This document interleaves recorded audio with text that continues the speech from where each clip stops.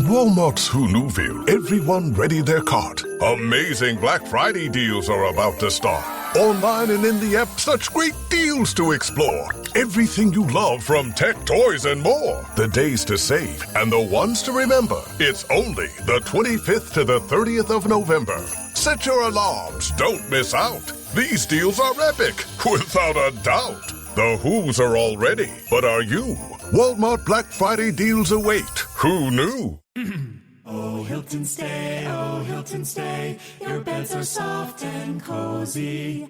No lumpy couch, no stiff futon, no shower line at crack of dawn. Oh, Hilton stay. When you want holiday comfort you can count on, it matters where you stay. Enjoy comfortable rooms and friendly service when you stay with Hilton instead. Save up to 25% this season when you book with Hilton. Hilton for the stay. Terms apply. A young girl is preparing to cross the border between Yugoslavia and Hungary in the dark days of World War II. Her name is Hannah Szenes. She's excited, cheerful even, although she does know that this is an incredibly dangerous mission. She's been trained in Mandate Palestine for this, a return to the land of her birth. Part of her mission is to try to disrupt the Holocaust in whatever small way she can. And she says, even if they catch me, the Jews will be notified. They will know that at least one person tried to reach them. This is the Spymasters Podcast. I'm your host, Antonia Senior, and Hannah's story is just one of the many in the new book from Kate Vigurs, Mission Europe, about the women across the continent who fought for or alongside SOE to raise the flame of resistance against the Nazis. I'll be talking to Kate Vigurs shortly. I just wanted to let you know that as this goes out, we have just announced the winner of the Spymasters Podcast's inaugural Spy Fiction Prize. It comes to you in association with the brilliant aspects of history, and we had an incredible number of entries and a fantastic shortlist. And the winner is William Boyd for Gabriel's Moon. We were so lucky that we got him on the show earlier in the year to talk about Gabriel's Moon, and you can search for it wherever you get your podcasts. He was interviewed on that by Oliver Carter, who many of you will know is the editor of Aspects of History magazine and also the host of the Aspects of History podcast, our sister podcast. So huge congratulations to William Boyd and to all the shortlisted authors, a few of whom we have been lucky enough to have on the podcast. So do check out our Twitter feed, have a look at our back catalogue, keep helping us to, bring you the best writers about spies. And we can only do it if you keep tuning in. So there we are. And now I'm going to hand you over to me talking to Kate Vigurs about Mission Europe.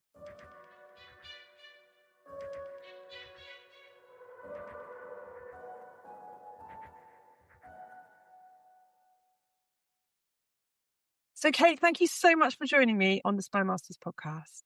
Thank you very much for having me. So we're here to talk about your new book, Mission Europe, which is an attempt. That sounds like it wasn't successful.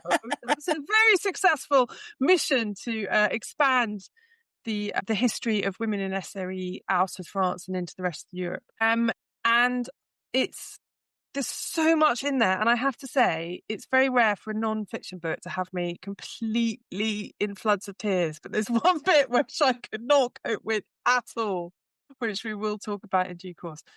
But let's start right at the beginning. What made you want to write this book? What were you trying to correct, do you think? I think it's the correction of this imbalance of the representation of the women of SOE. I have come across people who think F section was the SOE, that was it. Sorry, just expand F section. Oh, sorry. So the F section work in France, in occupied France. France had 6 sections just to make things really interesting. But there is this kind of, because of the way that SOE was presented after the war in the 50s and really moving through, it's always been France. It's always been women. I've even met people who believe that SOE was just women, which isn't true either. So I'm trying to hit the balance. I want people to understand that this was men and women, and it's all over occupied Europe. It's not just France. And the way that Mission France came about, if I can go that far back, was almost like some of the women who were in the footnotes of my PhD deserved their time in the sun. And then I found myself putting these women from Poland, Belgium, the Netherlands in the footnotes of Mission France. And I thought, they need their time in the sun too. And for a lot of them, it's very tragic stories. And I've also broadened the remit slightly. I always used to say you could only be classed as an SOE agent if you came to the UK for training or went to an SOE training school. But there are people who deserve mention who maybe only brushed up against SOE in the field, or maybe they were just trained to parachute by them to get them back where they needed to be. So I just wanted these women to be heard about. I want people to have heroines who are real, who are amazing. And some of them are horrid. Some of the women in Mission Europe are really horrible as well. So not to have them all on a pedestal either, humanity, to show that we are all human. And some people make mistakes and some people are self-serving as well. Absolutely. And before we get into the meat of it, can I just talk to you a little bit about sources? Because you make the point in the introduction that some of the sources are difficult to come by for this. Just talk me through where you found the problems and where you found the solutions. So the problems really do come with the primary source material, especially the official SOE files. So it's quite convoluted, really, because we don't know what records were kept, of course. If you can't see them, you don't know what's there. But there was a process of weeding after the war where files were just incinerated. And there was also literally a fire in Baker Street, which is where all the archives were held in 1946. Now, the amount of files destroyed, again, no one's really 100% sure because it was so soon after the war, but historians have estimated 87% of SOE's files were destroyed, which leaves us with very little to go on. That said, it is strange because all the personnel files survive, so you can get to most of the personnel files unless they're redacted for whatever reason. So the way I got round this was not just focusing on the official SOE archives, but going into archives across Europe and looking for these women in archives. So the Danish Resistance Archive, for example, which is vast and excellent, the Danish National Archives, looking for these women elsewhere and seeing where I could find them. And I think I was quite successful in that. I certainly had a nice time doing it. Yeah, I wanted to sort of ask you about that because the sources that you kind of list are so extensive and so wide ranging across Europe. It looked like quite a feat of research, and there's always that tension with that kind of research of putting too much in the book and making it not flow. So just from a writer's craft perspective, how did you handle the fact that you had so much material and so many kind of different protagonists, and yet you were trying to create one sort of coherent story? I had to be really, really strict on myself. I mean, there was material that I'd been looking for ages. And when I finally got my hands on it, I was really excited, but then chose not to include it in the book. It is really, really difficult because you're like, oh, this is such an amazing story, but is it too similar to that story? Or is the way that they've told this information relevant? So yeah, I had to be really, really strict on myself. I think the other thing with this particular book was the time limit I was given by the publishers, which was a lot shorter than it had been for Mission France. And I was really, really keen to work within that delivery date, and I only asked for an extension of 3 months, which I thought was quite good considering how much material I had to get through. So yeah, just being really strict and knowing the material's there, it can be used again, but for this instance I think I got the best out of what I'd found. Yeah, we certainly get a picture of a Europe that is just full of women doing absolutely extraordinary things. And we'll talk about some of the individuals, and then perhaps after that we can talk a little bit about any conclusions we can draw about them. Let's start with France. We've already mentioned it because you make a distinction. So you talk about how F section has been sort of widely talked about, but not RF section. Could you just explain to my listeners what RF section was and how it differed? So here's a dodgy French accent. So it's the Republique Française section. So basically, de Gaulle wasn't very happy that people were making decisions in France without kind of running them past him. So de Gaulle was the self-professed leader of the Free French. You either love or hate him. And the more I learn about him, the more complicated a character I realize he is. But he just wasn't keen on SOEF section putting people into France without him having the opportunity to vet them, particularly because they were sending in people without really being too bothered about their political leanings. So they could be communist, for example, which was something he was keen to avoid. So he sets up his own version, his own section, and it's almost too complicated to go into the podcast with a BCRA and the way it's all set up. But 11 women are recruited through de Gaulle's RF section to go out there and to pretty much do the same job, but under his jurisdiction, not under F section, which was a man called Maurice Buckmaster. But they were trained by SOE. Yes. So the same, training protocols. I believe so, yes. I'm going to have to go right back into my memory because it's the first chapters I wrote. But yeah, I think it's the same training protocols because it's the same work at the end of the day. It's wireless operation, it's sabotage, it's weapons training for resistors already out there. So yeah, they've got the same skill set. So let's talk about two of the women. I highlighted two really interesting ones, a heroine and a villain. I wonder if I can guess who the villain is. Yeah, exactly. So if your French accent is bad, my gosh, you have not heard my accent. It's absolutely terrible. So we're going to... so let's start with Jeanne Bohec. Yes, yeah. So she becomes SOE's first female sabotage instructor. Isn't that incredible? I mean, what a thing. It's amazing. The only female sabotage instructor. Yeah, it's incredible. When I opened that file and I started to read through it, I literally had to leave the archives and go and have a little dance somewhere. It's like, this woman's amazing. She's a chemicals expert. She is an explosives expert, and she talks them into sending her as an explosives instructor. She's like, why waste time getting me to teach a bloke so the blokes can teach the other blokes? To cut out the middleman. And eventually they say, yeah, okay, all right, you're on. She is amazing. And one of the things I really loved about her, so when France is being overrun, she comes to England and then she just has to keep trying to get them to take her seriously. She wants to be involved. And, that struck me as being probably quite emblematic of quite a lot of women's experience. That, they had to really push these doors open to be taken seriously in all sorts of endeavours, but particularly in the ones that you're writing about. Yeah, very much so. I think there's a case of, they know they're going to use women, but it fluctuates. Each section is different in when they decide to use women, and sometimes they stop and then they start again. And I think there's no denying that France was a very, very patriarchal society. So to use women at all was really, really brave. To use women in what they would call a subordinate role, always working underneath a man, seemed the way forwards. But then you get the odd one, like Jeanne Bohec, who just goes in and says, I can do it. I've done it already. I can do it. And what I love about her is when they give her the option, or the opportunity, I should say, to blow up some railway lines ahead of D-Day. And it's really because of her expertise that it's all rolled out ahead of D-Day. And I think she's 23. She's Diddy. She's so young and so brave and patriotic and everything I want someone to be. Do you know, the youth of these women was one of the things that I kind of wanted to talk to you about. Let's talk about it now, because another of your French heroines, Brigitte, she's 25 when she ends up in Ravensbrück, and she's tortured and Bohec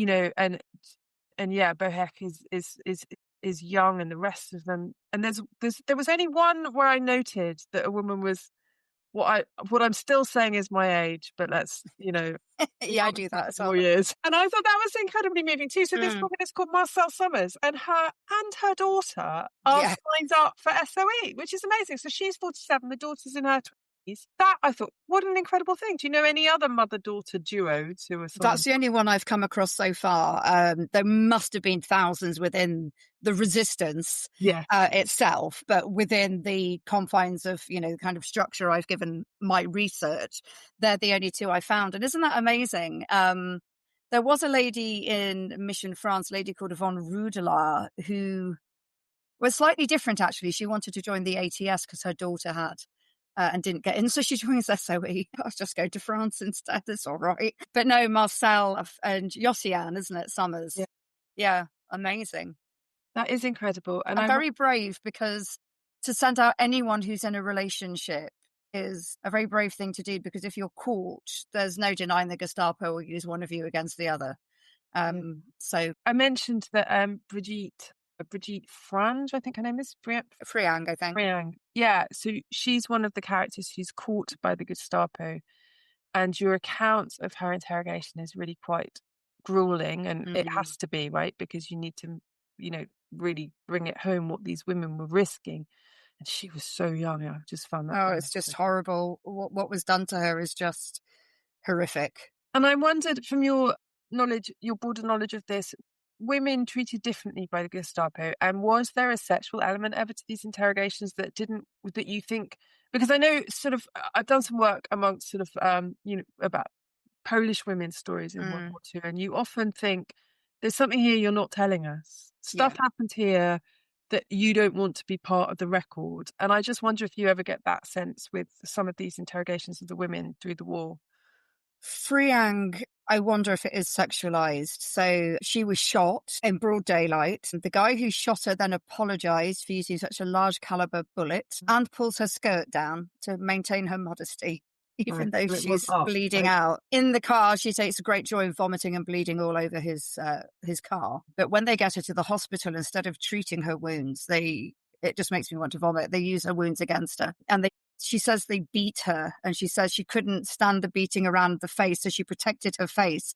But I think she says they aimed for her breasts. So that has to be, I think there has to be a sexual element there. Very few women have ever said that they were raped. I've only got one woman in my previous book who said, I was raped by the Germans. But like you say, is that just part of the narrative that they don't want to admit to particularly? Or could it be that this was enough in terms of torture?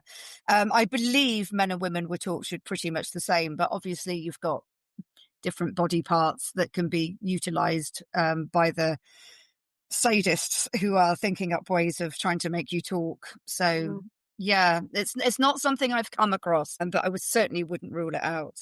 Yeah, and I suppose, this is an awful comment in many ways. Like, what's happening to them is bad enough, so it's not like you need the other element to make it horrific. It's already horrific. Yeah, absolutely. And that's so I think the fact that they knew what was at stake and they went anywhere. I mean, you talk in the book about their bravery, but I don't think you can say it often enough. It's absolutely unbelievable. Yeah, they've just got no idea what they're going into. I don't know if you've picked out Trix to talk about, for example, Trix Tervent in the Netherlands, but, she's come out of the Netherlands and all she wants to do is go back. And she's got this amazing mission for when she goes back.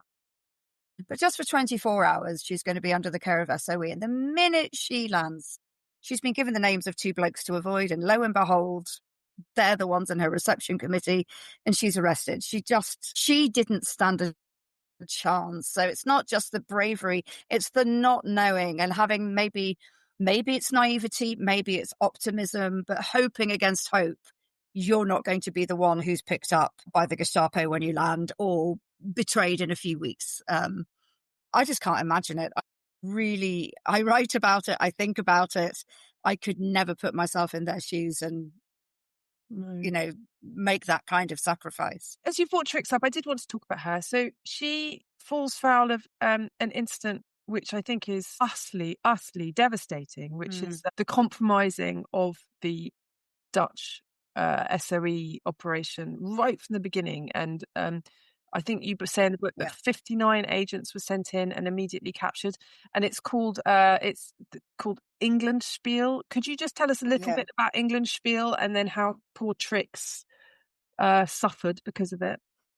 So England Spiel was something done by German counterintelligence in the Netherlands. So once we've got our first agents in, that takes quite a while due to a series of misadventures. But a man called Lauwers is parachuted in with a wireless set. Now he is left at liberty for several months. And I think the idea behind that was to let him make contacts. Because if you arrest him on his own, what you're going to get, leave it a few months. He's going to have built up networks. He's going to build up contacts. So he's arrested by Giskis of the Abwehr and also a man called Schreider of counterintelligence. And they give him an ultimatum. It's basically, we'll execute you, or you work with us. You will send wireless messages with our messages in them. We'll tell you what to say, and you will send the wireless messages, and we will control the widest traffic between the Netherlands and England. And Lauwers thinks, yes, I'll do it, because SOE will surely know I've been caught, especially as he literally puts that word in his first message. The first 3 letters at the beginning of the message are CAU, and at the end it's GHT. They look random, but if you put them together, you'd have spotted caught. Anyway, SOE don't pick it up.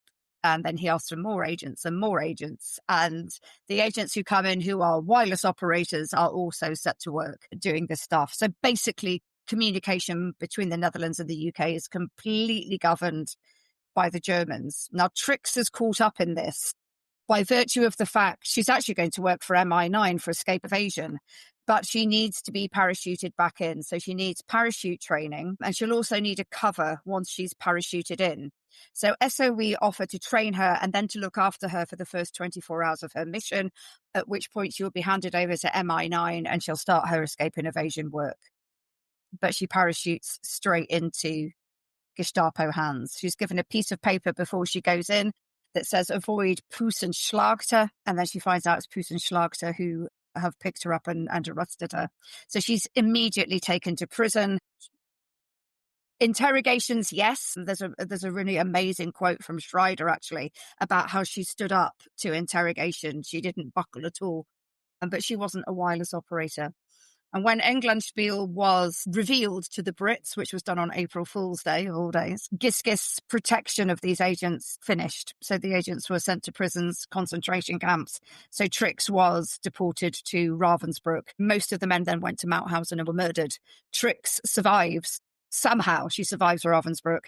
And then she's deported to Mauthausen herself, but she wouldn't have known about the other men. And she's liberated from Mauthausen. So she never got a chance to do what she was sent to do, but her story really resonates. I think it's an amazing story. With new, gentler scented Clorox disinfecting wipes, clean finally smells as good as it feels. On everything from lamps to ceiling fans. Even on your kid's toy shark. Oh, ouch. Clorox disinfecting wipes. Now available in... Ooh, crisp lemon. Find it on Amazon.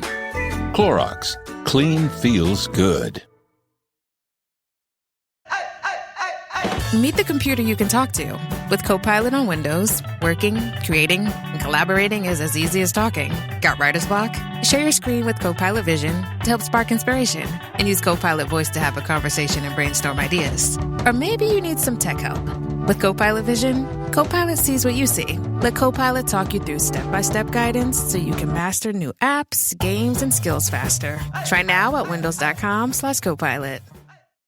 It's an incredible story. And I mean, I was troubled by the picture of incompetence of SOE back in UK, not picking up what their agents Yeah. from the field. Yeah, it's a really interesting part of SOE history. I have a Dutch friend who helped me with this work. And I said to him, come on, we must know. We must know by now. Did SOE in the UK know? And he said, we'll probably never know the answer. The documents have been destroyed. The people were sworn to secrecy. We will just never know. Now, there were 2 men who escaped out of the prison, out of Haren prison, and they made it all the way back to Britain, amazingly. Yeah. But because the Germans were controlling the wireless sets, they messaged ahead and said, when these 2 guys arrive, they're double agents, we let them go. So make sure you arrest them. So they were in MI5 custody, and nobody believed a word that they had to say. That's extraordinary. Obviously, so Twix stood up to the interrogation. Let's talk about I forgot to raise the French villainess who didn't stand up when she was caught. Tell us about the incredible story of Mathilde Carré. God, where to start with her? She's just incredible. So Carré was a nurse, I believe, during the fall of France. She liked the men. I don't think we can get around that. Now, she had a miscarriage to an affair, and she was about to commit suicide. She's about to throw herself off the bridge. This is what she tells us anyway. And then she has this epiphany and says, instead of committing suicide by throwing myself off a bridge, I might as well commit a useful suicide. I could work for the resistance, and if I'm caught, so be it. So that's what she does. And then she goes to a restaurant to celebrate her newfound love of life and meets a guy called Roman Czerniawski, who is Polish. And eventually he says, I'm a spy. I'm setting up a network here in I think it's in the Vichy area, so the unoccupied zone. And I want someone to work with me. You could work with me. So she says yes, and they become known as interalliés because it's an inter-allied experience. She's French, she's Polish. They start to recruit people. And apparently they managed to get all sorts of information, amazing information, troop movements, train timetables, you name it, all the information the Allies want, they're able to gather, and they're able to send it in spurious ways involving hiding bits of paper behind toilet cisterns on trains and all this amazing stuff. A year after Interallié was founded, so a year and a day, Czerniawski was arrested by a guy called Hugo Bleicher of the Abwehr, who was quite well known for his infiltration of SOE networks. Incidentally, it's not SOE, this is MI6 at this point. Yeah. So he arrests Czerniawski, and a day later he arrests Kare, and he gives her the same choice that we've just discussed about Lauwers in the Netherlands: work with me or I'll kill you. And she just, it's almost like a switch flicks in her brain. She says, yes, I'll work with you, no problem. What do you need? He needs names and addresses. Well, she's got an address book, so they just start to work through it. And if we were doing a PowerPoint right now, I'd show the most ridiculous picture of Bleicher in his beret trying to blend in with the French. He goes to a cafe with Mathilde the next morning where she has a rendezvous. She offers this guy a lift home, and as soon as he's in the car, Bleicher announces who he is, and this guy turns to Kare and says, what a slut you are. Doesn't bother her. She just keeps working through the list. So about 65 people end up being arrested. And just to add insult to injury, she starts an affair with Bleicher. So she moves in with him. She wears fancy clothes, eats black market food. He plays the piano for her. And it's not until she meets SOE agent de Voncourt, and she says, look, I've been trapped all this time. I need to get out. I need to get to London. So he helps her get to London, and Bleicher believes that she's going to become a double agent in the setting of London. But SOE in London already know who she is. She tries to turn triple agent, and they just put her under house arrest. And the thing is, I think if she had managed to get to London and they didn't know who she was, I think she could have brought SOE to its knees within days. Do you think this is the kind of crux, I guess? Because I think, folding to Gestapo pressure or Abwehr pressure, who among us can judge that, right? Exactly that. Yeah, the way she then goes about trying to sort of, play other games that are very suspect. That's it. She plays other games. And to me, it's the affair with Bleicher. It just doesn't feel to me that she was doing that to save her skin. She'd already saved her skin. She didn't need to jump into bed with him. It just seems like she's reveling in it somehow. And some of the witnesses, they talk about her ego and her vanity. And so this is not, absolutely. She was a character who wasn't necessarily to be trusted in the first place, right? No. When she was placed under house arrest in London, I found the report of the guy who was put in charge of her. And he said, it's like looking after a petulant child. If she doesn't get what she wants, she'll have a tantrum and start beating her fists and crying. And if you Google her and look for photographs of her, even at her trial in the war, she's kind of scrubbing her eyes with her little fists and boo-hoo, look at me. It's all just smoke and mirrors. It's ridiculous, really. I can't feel any sympathy for her in the way I think some of these other people who were coerced to work for the Gestapo or the Abwehr really considered it and really hoped they were doing the right thing. I don't think she cared if it was right or wrong, as long as she was all right. Yeah, I think that's it, isn't it? I mean, I really don't think it's possible to judge anyone who cracked. No, absolutely not. You just don't know, do you? No, I mean, I know I would have cracked in about 35 seconds. The time I go to the dentist, I think you'd only have to do this. No, exactly. But thinking about almost her polar opposite, I want to raise with you the women of Poland. How fabulous were they? So the Polish women. What's quite odd about Polish the Polish women you bring out is that Polish society at this point was quite gendered. It was quite traditional. It was quite Catholic.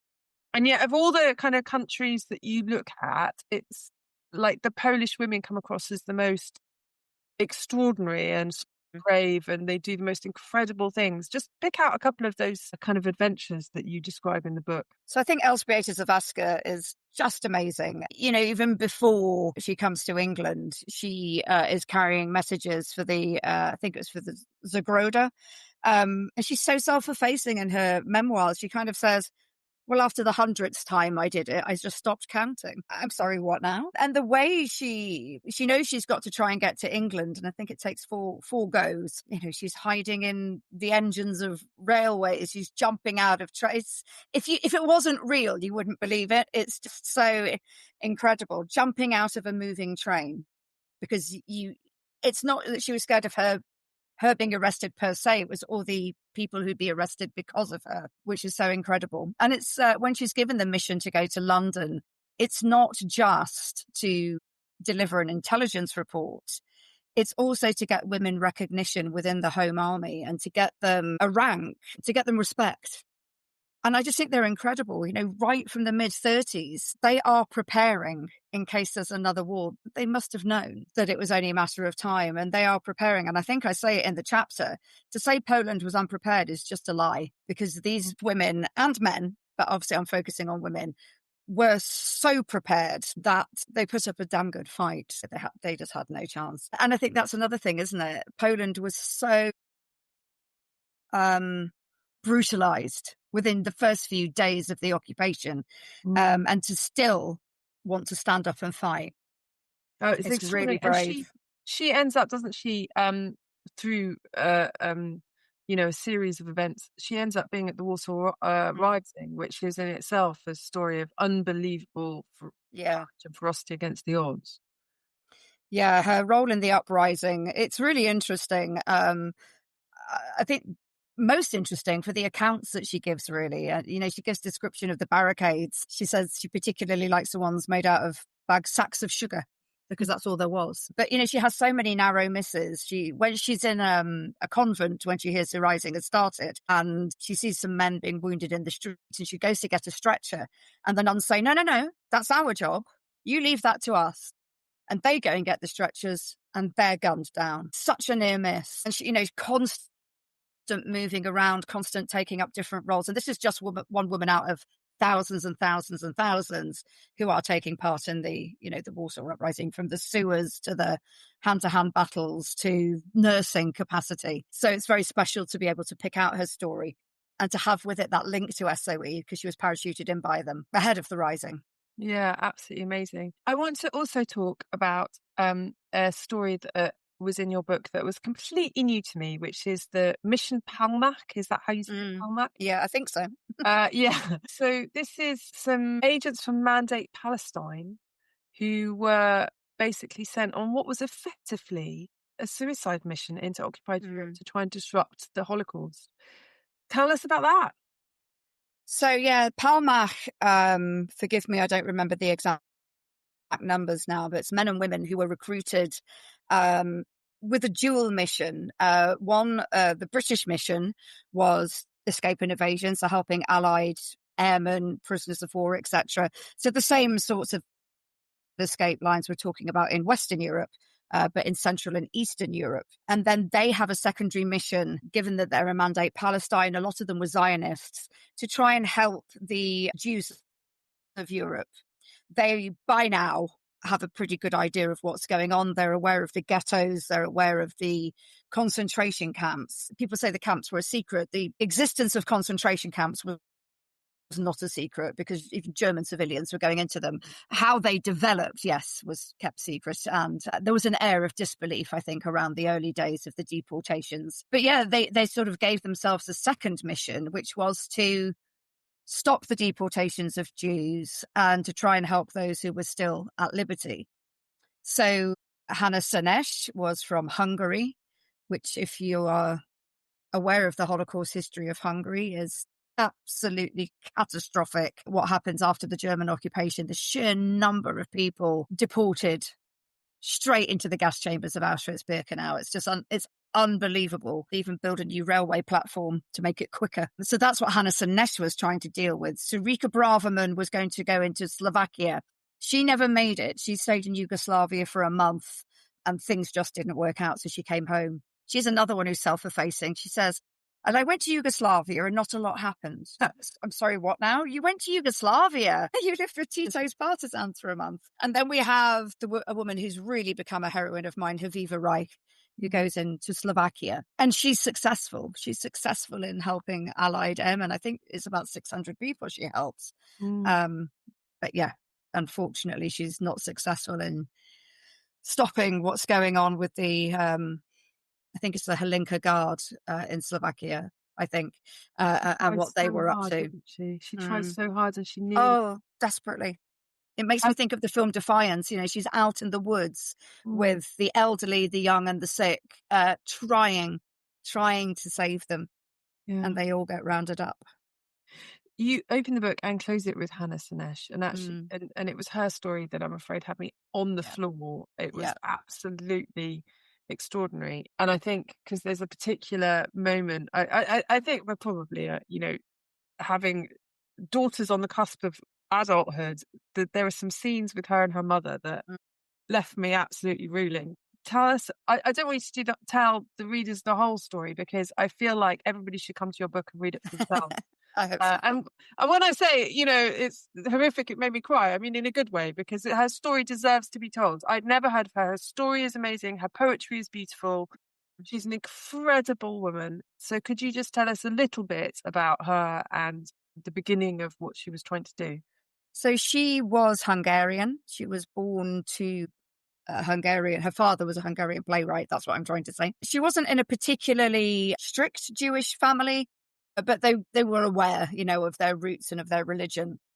But she wanted to know more. So she joined the Zionist movement and she wanted to emigrate to Mandate Palestine, much against her mother's wishes. Her father died when she was quite young, and her mother were extremely close, and her brother Giora. But I think she was just so fervent about wanting to go to Mandate Palestine, wanting to set up or work in a kibbutz, wanting to contribute to this new life. She was prepared to sever links even with her mother to be able to do that. And I think there's a scene where they're having their last dinner together.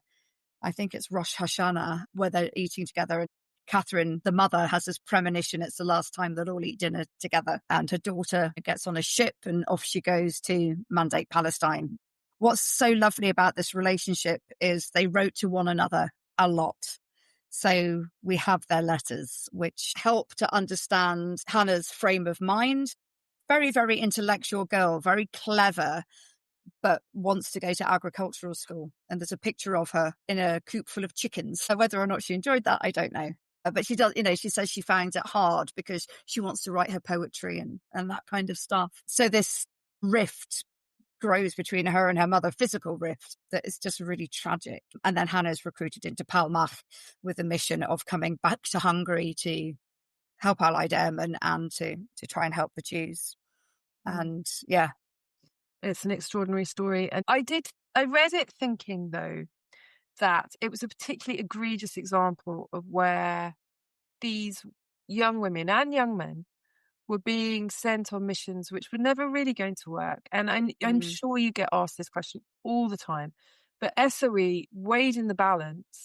How much difference did it make, and how much was it just a waste of all these young, brave people? Yeah, it's really, really hard to answer because it's so difficult to quantify. You've got, like you say, you've got these men and women going in, dangling from the ends of parachutes, risking everything. I think for the people in the occupied countries to know there was help was a great boost for morale. But that said, they didn't exactly arrive and say, I've just come from London. It was all very hush-hush. And there are episodes, there are missions that you can't deny the success of. So Operation Gunnerside in Norway with the destruction of heavy water, which would have become a component for the atomic bomb. You've got, I can't remember the name of the operation. It's the Gorgo-Patamas Viaduct in Greece, where they got all the different factions finally working together and say, let's focus together against the Nazis, and then we can carry on the infighting later. Operation Harling. And I mean, I don't think D-Day could have happened without SOE coordinating the resistance in France the way that it did. But you've got the flip side. Every time there's a mission, there are reprisals. People die in horrific, horrific ways. I just don't know. All I know is these people should be remembered. They should be remembered. They should. And I wrote down something that Hannah Szenes wrote. She said, even if they catch me, the Jews will be notified. They will know that at least one person tried to reach them. God, it gives you goosebumps. Yeah, it just did me then when you read it. It's, oh my God, how brave. She just wanted them to know that at least one person had tried. And they were so young. Yeah, I mean, there were other people trying. I talk about it in the book about the, I think it's called Keistener, who's working with Eichmann, doing his damnedest. But yeah, this young girl, she's 23 as well, isn't she, I think? So young, so idealistic, just... At least they'll know. And they do know her name is well known amongst the Jewish population. What I wanted to set out was to make her known to everybody. Everyone should hear about this woman who set out to end the Holocaust, really. She should be celebrated. Definitely. The way you tell her story is just fabulous. So thank you for that. Thank you. Just to sum up, these women that you wrote about, and obviously this is your second book about the women who are doing this, both in France and beyond. Can you see, because, bravery can't be the whole story for why these women were capable of doing what they did. There must be more to it. Do you see character traits? Do you see, I don't want to ask you to be like an amateur florist, but like, is there anything that you can pull together that gives us a sense of the type of women for whom this extraordinary courage is possible? I think if you look at someone like Hannah and then put her against someone like Elaine Madden from Belgium, or Jos Hemmeke from the Netherlands, someone else I was trying to think of, Jan Boek, who we've mentioned. It's a sense of adventure. It's a sense of just wanting to go out there and just do it, get on with it. Somebody has to do it. Why shouldn't it be me type thing? Why should... the word gender didn't even really exist, did it? And gender imbalance and all that. But why shouldn't women be able to go out there and do it and help as much as they could? And a lot of them thought they had the gifts, they had the knowledge of the country or the language or inside information that just gave them the advantage that would, they thought, help make a difference. Well, I think the way that you tell their stories is fantastic. And I think rescuing some of these forgotten women is just the most incredible thing that a writer can do. So congratulations on the book. And thank you so much for coming on Spymasters, Kate. Thank you for having me. It's been a real pleasure. Thank you for listening. Don't forget to follow, tweet, spread the word so that we can keep bringing you more brilliant writers talking about spies. Don't miss an episode of the Spymasters Podcast.